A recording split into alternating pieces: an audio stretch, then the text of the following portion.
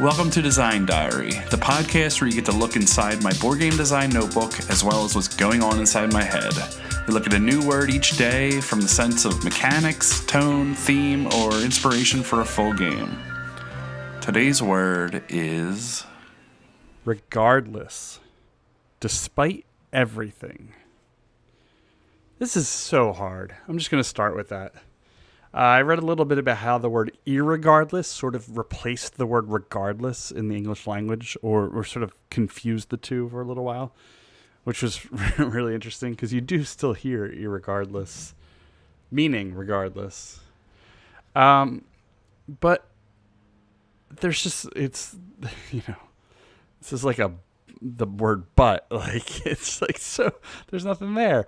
But a lot of the times you see it, it's like, we will go on regardless of whatever, despite the prevailing circumstances. It's going to rain, but regardless of that, we're still going outside tonight. We're trying to cross the street, regardless of the cars coming in our direction. That's really difficult. And I posted it on our Discord channel, and there's already people going, and there's probably one right there. But I saw somebody wrote regard, G-U-A-R-D, lists. That's all I read because I don't look at it because I'm compiling my notes for the day. I don't want to be inspired or steal their ideas or anything like that. I just want mine to kind of flow and get where it gets. So what I wrote was, go on regardless of blank. You know that there's a threat, but it's not going to stop you from trying. I'm going to walk from point A to point B regardless of the C that's trying to stop me. So what is the A, the B, and the C? It's not a game. It's just a premise for something like Ticket to Ride, like a Ticket to Ride variant. In my Ticket to Ride variant that is regardless, Ticket to Ride regardless, each destination or route card also has a creature or obstacle that you need to overcome on the route. So how would you overcome it? And I think about Ticket to Ride and how it would likely be just a combination of tickets that you pay on top of the normal cost. So some of the variants will mix it up with some risk where you have to flip 3 cards, and if any of them match the color cost that you were paying, then you have to pay extra for each one.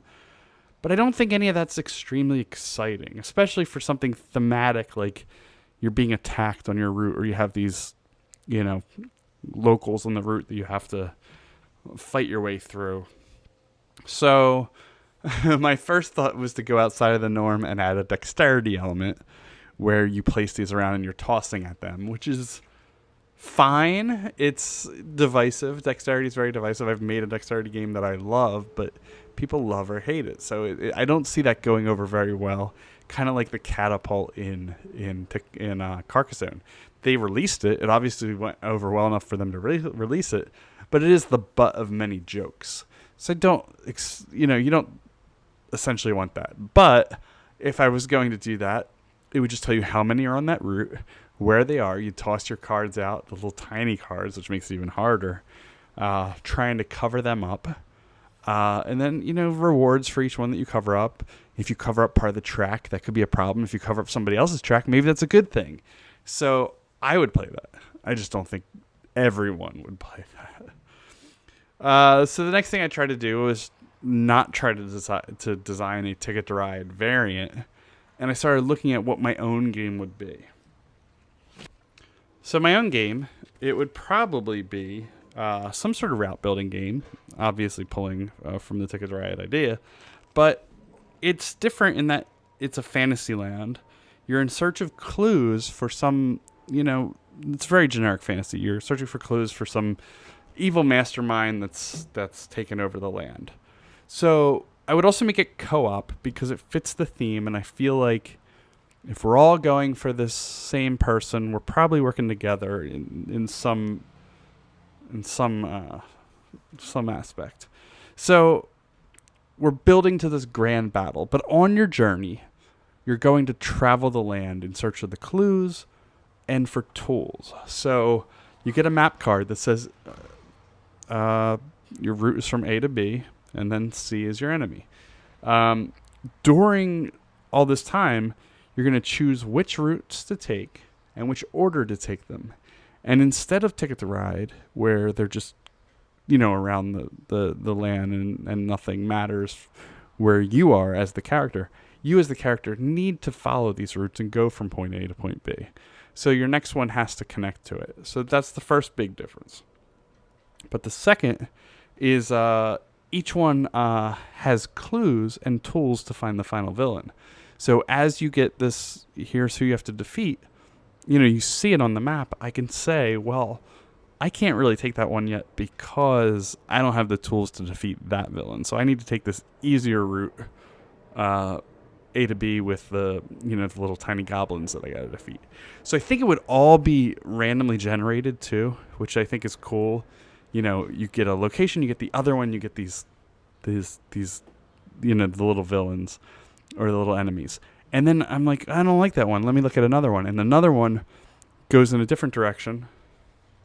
It goes in a different direction, but it has maybe an easier enemy. But it's a longer one. So you're randomly generating this map and you're randomly seeding everything, but sort of one at a time. And you can only do so many. And that's sort of another carryover from Ticket to Ride, in that you get 3 cards, you have to pick 2 or whatever the numbers are. But I would imagine that you only get a couple of these. And as they're established, they are created. It's creating your map and it's creating your land. So you could get a really difficult randomly generated map that starts out just, really tough. But there's got to be a way to work through it. And I think that's the fun of this regardless, is you're going from A to B regardless of C. C is going to be in your way. And you might even be able to fight or run. I mean, that's also part of it. You could also try to race right through it without stopping. And, you might not get the clues. You might not get the experience. But you do survive that trek of your journey. So I think that's all part of it. I don't know. This one seems fun to me. There's not much to it, but I would love to be able to run with this and say that I made this little randomly generated map game based on the word regardless, which is completely terrible. So I'm going to check what everybody else wrote. I'm sure there's better stuff in there. Join us everywhere. Twitter, Board Game Geek, Discord. And connect with us and let us know how things are going for you. All right, I'll talk to you later. See ya.